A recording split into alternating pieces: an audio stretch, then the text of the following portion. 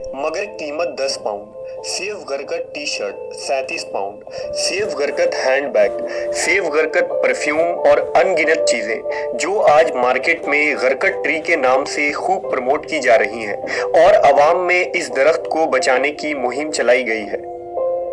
यहाँ तक कि इन चीजों की फरोख्त की कमाई से हासिल होने वाली रकम को गरकत की काश्त के लिए इस्तेमाल किया जा रहा है। आखिर ये गरकत क्या है? दुनिया भर में इस दरख्त की काश्त के लिए यहूदी क्यों बेचैन हैं? इसे शैतानी और दज्जाली कुव्वतों का दरख्त क्यों कहा जाता है? और नबी सल्लल्लाहु अलैहि वसल्लम ने इस दरख्त को काटने का हुक्म क्यों दिया है? आज हम गरकत के इस पुरइसरार दरख्त के मुतालिक हकाइक से पर्दा उठाएंगे। गरकत एक जंगली दरख्त है जो खारदार झाड़ी की सूरत में होता है। गरकत को अंग्रेजी में बॉक्सथ्रॉन और यूनानी जबान में लीसियम कहा जाता है। ये दरख्त 4 से 5 फीट ऊंचा होता है, जबकि इसराइल और अफ्रीका में पाए जाने वाले गरकत के दरख्त की ऊंचाई इससे भी लंबी और घनी होती है।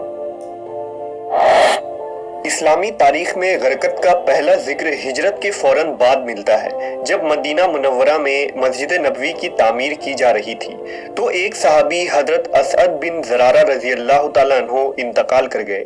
नबी सल्लल्लाहु अलैहि वसल्लम ने उनकी तदफीन के लिए जिस जगह का इंतखाब किया वो बकी अल गरकत कहलाती थी। बकी उस जमीन को कहते हैं जिसमें दरख्तों या पौधों की जड़ें बाकी रह जाएं, और उस जगह पहले गरकत की झाड़ियां थी। ये जगह मुसलमानों का कब्रिस्तान करार पाया। बाद में नबी सल्लल्लाहु अलैहि वसल्लम की साहबजादी हजरत रुकैया, हजरत फातिमा और साहबजादे हजरत इब्राहिम और कई सहाबा इकराम उसी जगह सुपुर्द खाक किए गए। जब मुसलमानों ने किला खैबर फतह किया तो यहूदियों ने खैबर में भी इस दरख्त को लगा रखा था। नबी सल्लल्लाहु अलैहि वसल्लम ने फतह खैबर के बाद इन दरख्तों को काट देने का हुक्म दिया था। हजरत उमर के दौरे खिलाफत में यहूदियों को अरब से निकालकर इराक और शाम में बसा दिया गया और खैबर के जमीनों के बदले उन्हें दूसरे मकामात पर जमीनें दे दी गईं। हजरत उमर के दौरे खिलाफत के आखिरी जमाने तक इस दरख्त का अरब से मुकम्मल सफाया हो गया था, लेकिन फिर बाद में आने वाले खलीफा और बादशाहों ने यहूदियों को उन मकामात पर गरकत की काश्त करवाने की इजाजत दे दी जहां वो आबाद थे। अब सवाल ये उठता है कि नबी सल्लल्लाहु अलैहि वसल्लम ने खुसूसन गरकत को काटने का हुक्म क्यों दिया था, जबकि कुरान और हदीस में शजरकारी यानी पेड़ पौधे लगाने को सदका जारिया करार दिया गया है। सही बुखारी की रिवायत के मुताबिक रसूलुल्लाह सल्लल्लाहु अलैहि वसल्लम ने फरमाया, जो मुसलमान भी दरख्त लगाए या खेती बाड़ी करे और उसमें परिंदे, इंसान और जानवर खा लें तो वो उसके लिए सदका है।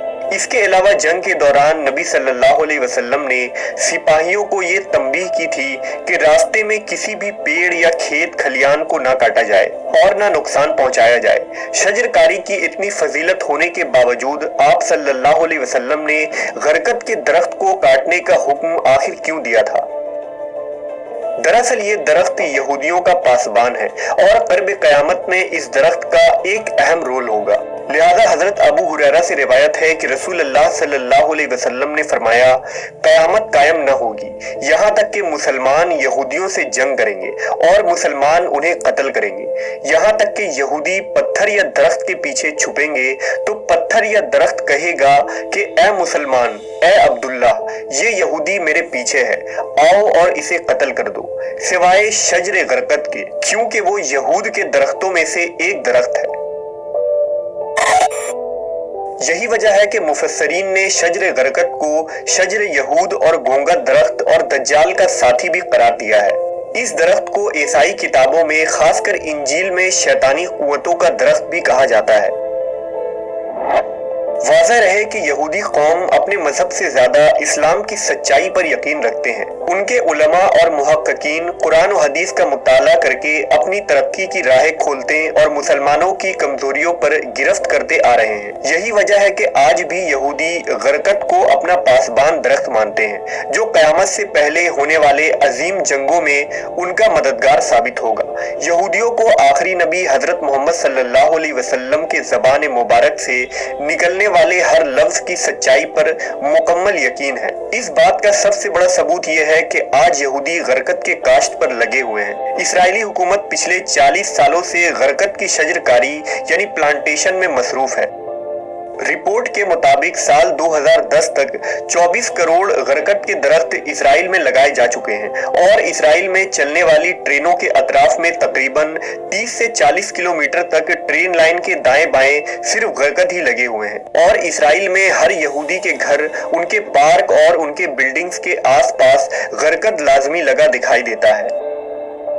فلسطینی علماء اکرام کا کہنا ہے کہ بالخصوص اسرائیل میں بڑے پیمانے پر غرقت لگا کر یہودیوں نے نبی صلی اللہ علیہ وسلم کی پیشن گوئی کا وقت قریب کر دیا ہے۔ خیبر میں شکست کھانے کے بعد سے اب تک ان کے پاس نہ کوئی ملک تھا اور نہ ہی فوج، لیکن 20ویں صدی میں انہوں نے پہلی بار فلسطین پر قبضہ کر کے اسرائیل کی بنیاد رکھی، لہٰذا اب وہ اپنے رہائشی علاقے میں اس درخت کو خوب کاشت کر رہے ہیں، کیونکہ دجال کا خاتمہ بھی بیت المقدس میں ہونا ہے اور یروشلم شہر قرب قیامت میں جنگوں کا مرکز ہوگا، اس لیے یہودیوں کو اس درخت کی شدید ضرورت انہی علاقوں میں ہے۔ مارکیٹ میں آج غرقت کو مزید مشہور کرنے اور عام کرنے کے لیے غرقت کے درخت والے تصویر کی ٹی شرٹ، ٹوپیاں، پرفیومز، بیگ اور دیگر چیزیں فروخت کی جا رہی ہیں۔ اگر اس ٹی شرٹ کو غور سے دیکھیں تو اس میں ایک مرد اور ایک عورت غرقت درخت کے پیچھے چھپے ہوئے نظر آ رہے ہیں، جو اس تھیوری کو اور بھی زیادہ مضبوط بنا دیتی ہے کہ غرقت کو آخر انٹرنیشنل لیول پر کیوں پروموٹ کیا جا رہا ہے اور یہودی نبی صلی اللہ علیہ وسلم کی حدیث سے کتنی واقفیت رکھتے ہیں۔